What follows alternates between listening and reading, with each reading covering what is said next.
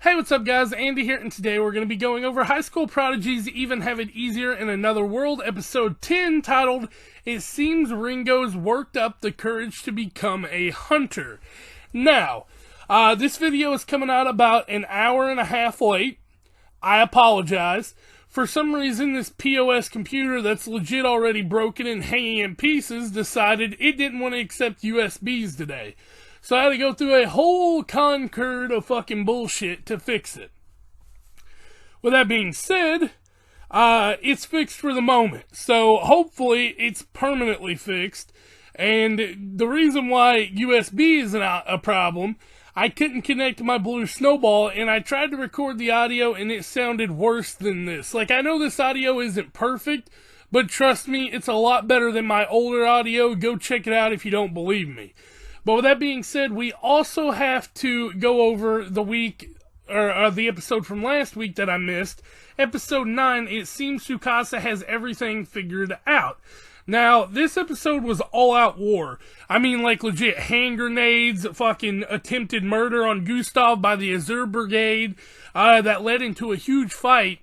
And, they won the fight, but we're not sure if they won the war because it's not confirmed that he's dead yet.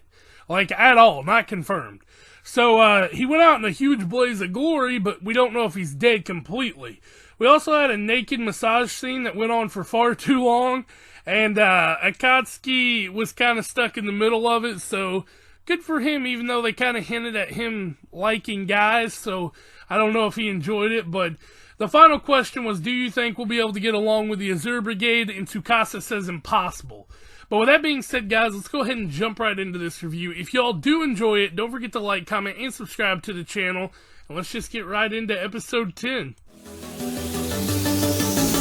They say you don't gotta go home, but you can't stay here.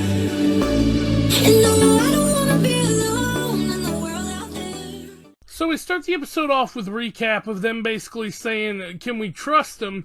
And the answer is it's impossible to trust them because they have already lied about the statue that Gustav was making, knowing where it's at. Basically, Tsukasa was going to use it for money to rebuild the city and everything, and their leader lied about knowing where it was at. So Tsukasa's like, after all, money can be taken back by force, unlike people's hearts, so we can't do anything to them yet. But then we cut over to him pretty much describing, so here's the plan. But Kine cuts him off and says, basically, you and Ringo need to take like 5 days off or it's going to cause longer term damage. You all have been working way too hard. So we cut into our intro and title card here. It seems Ringo worked up the courage to become a hunter. We'll talk about it. They're going on a date, basically, like a date, but Ringo takes it as like, oh my god, we're going on a love date. So she's asking around for help, and Al tells her basically, you've got to fight. You've got to fight to get closer to guys, so whatever. But then she goes to Khan, and it takes an even weirder turn. Khan's like, you've got to eat food, gaze at scenery with them, and close the gap between you and them. And then pull out your chloroform and, get to know them better and use all the information you learned in sex ed to get to know them better. But she's just like, yeah, that might help in the future, so she goes to Shinobu. And, well, Shinobu comes to her, so to speak, but she tells him, you gotta entrap him. You gotta be a hunter.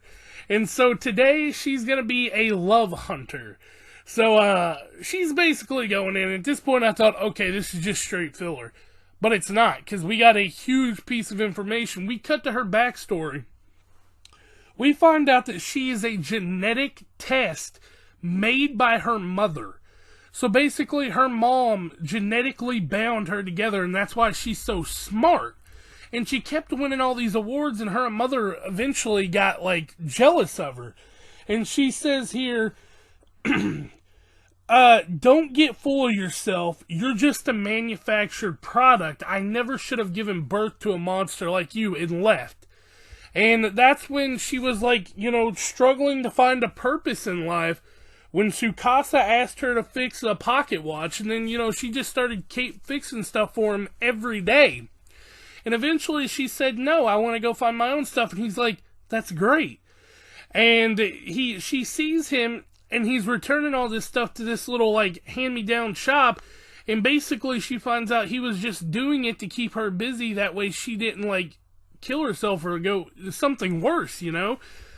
But they finish up their date, and it wasn't really a huge date. It was just, you know, a happy little fun time. And she goes, can I have a picture? And so they take a picture, and it was really cute. I love this scene. But it took a turn for the weirder, because right at the end, we didn't get an outro. Like, we didn't get none of that. But we got them basically just sitting there, and then Tsukasa goes off to the pier, and he goes, I need you to do me a favor that only you can do. And she's like, well, what is it? And then it doesn't never tell us, but she goes back to the lab, and she's got, like, a huge serious face. Like, she's not even, like, excited that they went on a date. She's just like, tomorrow we start our biggest project ever.